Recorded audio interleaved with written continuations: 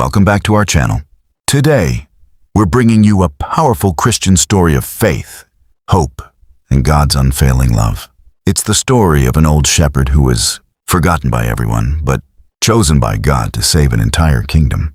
Stay with us until the end, because this inspiring journey may change the way you see faith forever. The wind swept across the silent hills, carrying with it the scent of dry grass and distant rain. Beneath the fading light of the evening sky, an old shepherd named Eli walked slowly beside his small flock.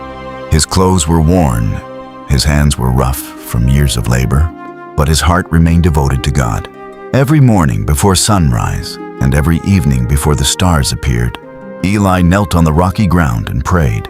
"Lord," he whispered, "I may have little to offer, but everything I have belongs to you. Lead my steps and let my life bring glory to your name." Most people in the nearby villages believed Eli had been forgotten. Years ago, he had lost his wife to illness. His only son had disappeared during a terrible war and never returned. Friends who once stood beside him had long since passed away. Now only his sheep, his staff, and his faith remained. Yet Eli never complained. He believed that God never abandoned those who trusted him, even when heaven seemed silent. Far beyond the mountains lay the kingdom of Aram, once known as the richest land in the region. Golden wheat had covered its fields, rivers flowed with clear water, and marketplaces overflowed with food and laughter. But everything changed. For 3 years, not a single drop of rain had fallen. The rivers dried, the crops died, animals collapsed in the fields. Families struggled to find even a piece of bread. Fear spread faster than hunger. The people cried out, but many had stopped praying. Instead, they trusted fortune tellers, powerful officials, and false promises. Even King Nathan began searching everywhere for answers. His wisest advisors failed him. His strongest soldiers could not defeat the famine. His greatest treasures could not buy rain from the heavens. Every day, the kingdom grew weaker. Meanwhile, Eli knew nothing of the king's suffering. He continued caring for his sheep, believing that every ordinary day was another chance to honor God. One quiet evening, dark clouds gathered over the mountains, not with rain, but with an unusual stillness. The birds stopped singing. Even the sheep became restless. Eli looked toward the sky. Something was different. That night, after finishing his prayers, he lay beneath an ancient olive tree and closed his eyes. As he slept, a brilliant light surrounded him. He found himself standing in a beautiful valley, unlike anything he had ever seen. Crystal clear water flowed through green fields. Flowers bloomed everywhere. The air was filled with peace. Then a calm voice echoed across the valley. "Eli." The shepherd turned. Though he could not see a face, he knew the voice carried the authority of heaven. "You have remained faithful in small things. You trusted me when others lost hope. Now I am calling you to a greater purpose." Before him appeared a narrow path leading toward distant mountains, hidden behind thick clouds. "There is a spring prepared long ago. It will bring life to a dying kingdom. But only the one who walks by faith, not by sight, will find it." Eli wanted to ask where the path led. He wanted to know how an old shepherd could save an entire nation. But before he could speak, the light disappeared. He suddenly awoke beneath the olive tree. His heart raced. The night was completely silent. Only the stars filled the sky. Was it merely a dream? Or had God truly spoken? Eli slowly stood, gripping his old wooden staff. For many years, he had prayed for God to use his life. Now, for the first time, he believed the answer had come. Little did he know, the journey before him would test every ounce of his faith. It would lead him through impossible trials, face powerful enemies, and reveal miracles no one thought possible. But before the first step could be taken, he would have to decide one thing. Would he trust God's voice, even when no one else believed him? The first light of dawn stretched across the hills as Eli stood outside his small stone cottage. The dream had not faded. Every word still echoed in his heart. Walk by faith, not by sight. He looked at his sheep, the only possessions he had left. For a long moment, he wondered if he had imagined everything. But deep inside, there was a peace he could not explain. He knew God was calling him. Without hesitation, Eli entrusted his flock to a young shepherd from the nearby village. People gathered, confused by his sudden decision. "Where are you going?" one man asked. Eli smiled gently. "I don't know every step," he replied, "but I know the one who is leading me." The villagers exchanged doubtful glances. Some laughed, others shook their heads. "An old man chasing dreams," they whispered. But Eli never answered their mockery. Faith had taught him that not everyone would understand God's plans. With nothing but his wooden staff, a small bag of bread, and a worn cloak, he began climbing toward the distant mountains. Each step carried him farther from everything familiar. By midday, the sun burned fiercely overhead. The narrow path became rough and steep. His water slowly disappeared. His legs grew tired. More than once, he considered turning back. Yet each time fear whispered into his heart. He remembered the voice. Walk by faith. As evening approached, dark clouds gathered above the cliffs. A violent storm swept across the mountains. Thunder echoed through the valleys. Rain still refused to fall. Only fierce winds battered the lonely path. Eli struggled to remain standing. He found shelter beneath a large rock and prayed, "Lord, if this journey is truly from you, give me strength to take one more step." The wind slowly calmed. Not completely, but enough. Sometimes God doesn't remove every storm. Sometimes He gives us the strength to walk through it. The next morning, Eli discovered something unexpected. Fresh footprints. Someone else had passed this way. He followed them through the rocky trail until they suddenly disappeared near an ancient stone arch. There was no one in sight, only silence. He searched carefully. Then he noticed a small wooden cross carved into the stone. His heart filled with hope. Perhaps others had once walked this path by faith. Perhaps he was not as alone as he thought. Far away, in King Nathan's palace, desperation continued to grow. Children cried from hunger. The royal wells were nearly empty. The king fell to his knees. "For the first time in many years," he whispered, "I ask not as a king, but as a servant. If the God of heaven still hears his people, please save this kingdom." At that very moment, miles away, Eli lifted his eyes toward the same heavens. Neither man knew the other, yet both prayers rose before God. As the sun began to set, Eli reached the edge of a deep canyon. The bridge before him had collapsed long ago. The only way forward seemed impossible. He stood silently, holding his staff, looking across the endless gap. Then he remembered. Faith never begins where the road is easy. Faith begins where trusting God is the only path left. And with that thought, Eli stepped toward the broken bridge. The wind howled through the canyon as Eli stood before the broken bridge. Below him, the roaring river crashed against jagged rocks, hidden deep in the shadows. There was no easy path, no map, no sign pointing the way, only silence. Eli tightened his grip on the wooden staff and whispered, "Lord, if you brought me this far, you will not leave me now." He carefully stepped onto the first remaining stone. It trembled beneath his weight. Another step, then another. Every breath felt heavier than the last. Halfway across, a loud crack echoed through the canyon.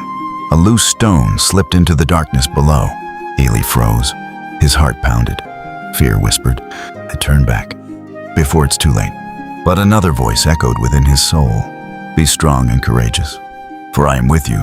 Closing his eyes for a brief moment, Eli breathed deeply and moved forward. At last, his feet touched solid ground. He had crossed, not because the bridge was strong, but because his faith was. As evening approached, Eli entered a dense forest unlike anything he had ever seen. Towering cedar trees blocked the sunlight. The air grew cold. Even the birds were silent. Every shadow seemed alive. After walking for hours, he noticed a faint cry. It was small, weak, almost impossible to hear. He followed the sound until he found a young boy trapped beneath the fallen branch of a massive tree.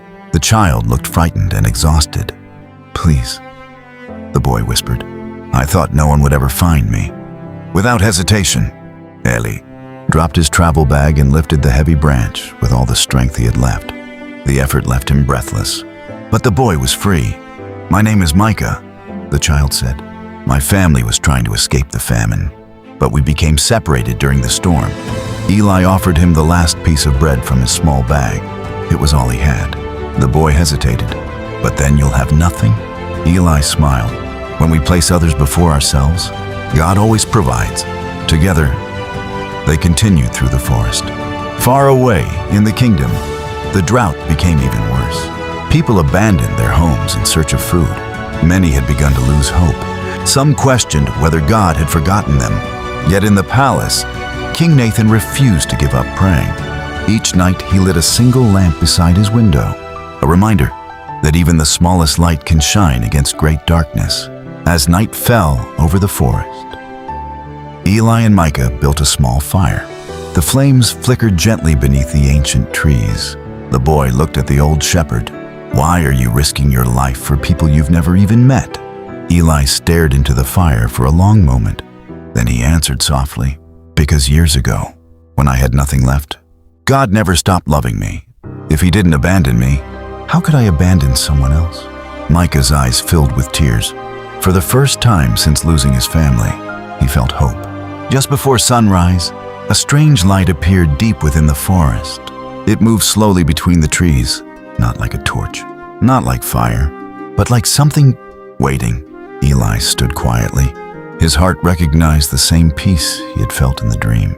He picked up his staff, looked toward the mysterious light, and took the first step. The mysterious light drifted silently through the forest. Eli and Micah followed it without speaking. Neither of them knew where it would lead. Yet every step filled their hearts with an unexplainable peace. As dawn broke, the trees slowly disappeared behind them. Before them stretched a forgotten valley surrounded by towering mountains. It was unlike any place they had ever seen. While the kingdom beyond the mountains suffered from drought, this valley remained alive. Green grass covered the hills. Wild flowers bloomed beside crystal-clear streams. Birds sang joyful songs. It was as though heaven had hidden this place from the world. Micah looked around in amazement. How can this place still be alive? Eli smiled softly. God's provision is never limited by the world's circumstances. They walked deeper into the valley until they reached the ruins of an ancient stone chapel. Time had worn away its walls. Vines covered the broken doorway. A weathered wooden cross still stood above the entrance. Inside, everything was silent, except for one sound, the gentle trickle of flowing water. Eli's heart began to race. He followed the sound to a stone altar. Behind it, hidden beneath tangled vines, was a narrow opening. As he pushed the vines aside, a brilliant spring burst into view. Pure water flowed endlessly from the heart of the mountain. It sparkled like liquid crystal beneath the morning light. Micah fell to his knees. "We found it." But before Eli could answer, a deep voice echoed behind them. "You should have stayed away." They turned. 3 armed men stepped from the shadows. Their leader carried a sword worn by many battles. For months, they had guarded the hidden valley, believing its water belonged only to them. "If the kingdom dies, our power grows stronger," the leader said coldly. "No one leaves this valley alive." Micah stepped back in fear. Eli quietly placed himself between the men and the boy. He raised no weapon, only his wooden staff. "I did not come to fight," Eli said calmly. "I came because God sent me." The men laughed. "An old shepherd against 3 warriors?" One of them charged forward. Before he reached Eli, the ground suddenly trembled. The ancient chapel shook. Rocks tumbled from the cliffs above. The armed men stumbled backwards in fear. The spring continued flowing peacefully, as though heaven itself was protecting it. The leader stared in disbelief. For the first time, fear appeared in his eyes. Eli stepped forward. "There is still time. Choose mercy instead of greed. Choose life instead of fear." The leader lowered his sword. Years of anger filled his face. Then slowly, the weapon slipped from his hands. He fell to his knees. "I have lived in darkness for too long." Tears filled his eyes. "Can your God forgive someone like me?" Eli gently placed a hand on his shoulder. The other men also laid down their weapons. That day, the hidden valley witnessed something greater than a miracle. It witnessed changed hearts. But Eli knew the journey was not over. Finding the spring was only the beginning. Now, they had to carry its life-giving water across impossible mountains. Before the kingdom's final hope disappeared, as the sun rose over the valley, Eli filled a small clay jar with the living water. He looked toward the distant kingdom. then whispered, "Lord, guide every step." 3 days remained. That was all the kingdom had. If fresh water did not reach the people before then, thousands would perish. Eli carefully secured the clay jar beneath his cloak. The water inside shimmered with a quiet light, as if it carried the promise of heaven itself. Micah walked beside him. "Do you think we'll make it in time?" the boy asked. Eli smiled gently. "I don't know what tomorrow holds, Micah, but I know who holds tomorrow." Together, they left the hidden valley. The journey back was even harder than the climb. Dark clouds covered the mountains. Cold winds swept across the narrow trails. Every step demanded strength they barely had. Late that afternoon, they reached the broken bridge once again. Only this time, the remaining stones had collapsed. There was no bridge left. Micah stared at the endless canyon. "It's over," he whispered. "We can't cross." Eli stood silently. Then he looked upward. The same God who had led them here could make a way where none existed. He closed his eyes. "Father, you opened the spring. Now open the path." Moments later, a loud crack echoed across the canyon. From the mountainside, a giant tree slowly fell. Its massive trunk landed perfectly across the gap. "A natural bridge," Micah gasped. "No one could have done that." Eli simply whispered, "Thank you, Lord." Carefully, they crossed the fallen tree. The journey continued. As evening approached, they entered a small village. The people were weak. Children sat silently outside empty homes. An elderly woman struggled to carry an empty bucket. She collapsed before reaching the well. Micah rushed toward her. "There isn't any water," he said sadly. Eli looked at the glowing jar beneath his cloak. This water had been meant for the kingdom.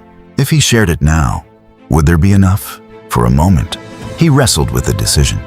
Then he remembered God's blessings were never meant to be hidden. He poured a small amount into the woman's cup. She drank slowly. Within moments, color returned to her face. Strength filled her tired body. She stood to her feet with tears in her eyes. "God has visited us," she whispered. Word spread quickly. The villagers gathered around Eli. He wanted to stay. He wanted to help them all. But he knew the mission was greater than one village. The kingdom still waited. As night fell, the stars shone brighter than ever.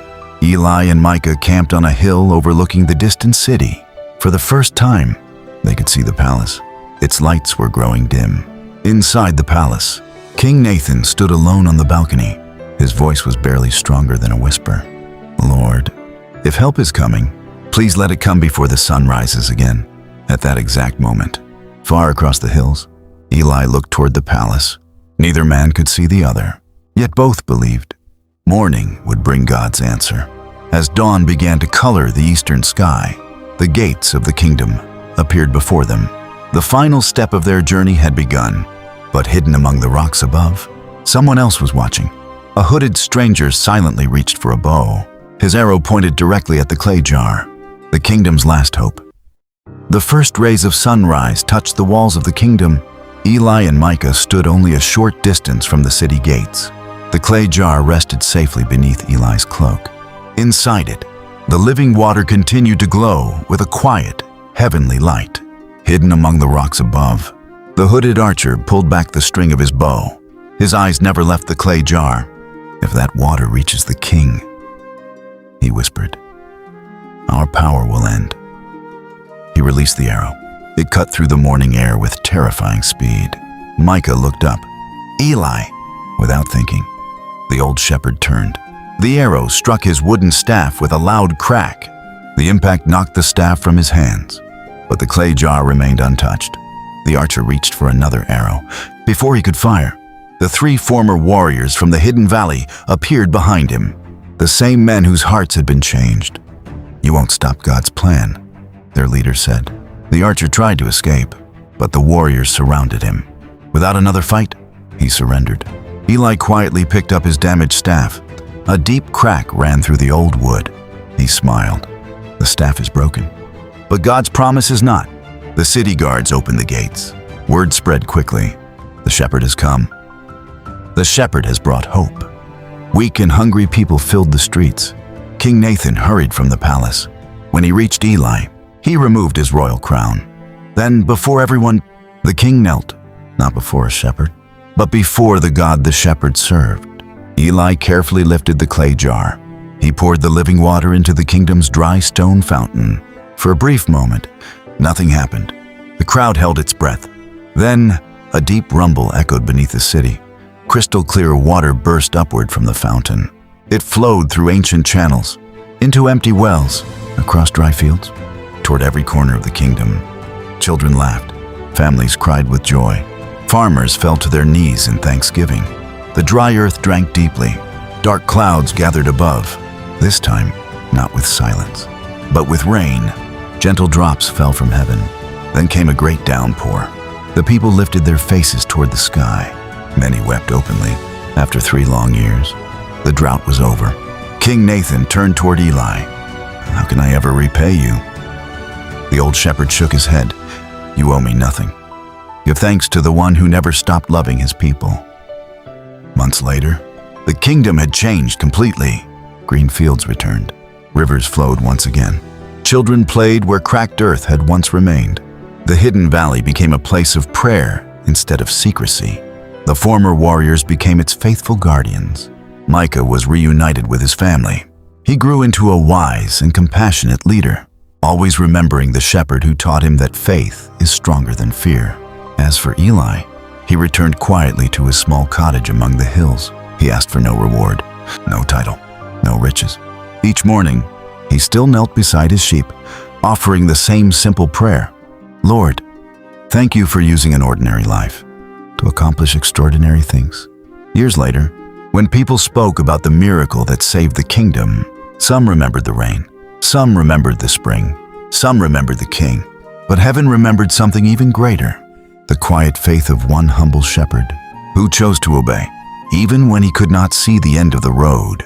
Because true faith is not believing after seeing the miracle. It is trusting God before the miracle ever comes. Thank you for watching this inspiring story of faith. If this message touched your heart, please like this video, subscribe to the channel, and share it with someone who needs hope today. Remember, God is always working, even when you can't see the way. Until next time, may God bless you and keep your faith strong.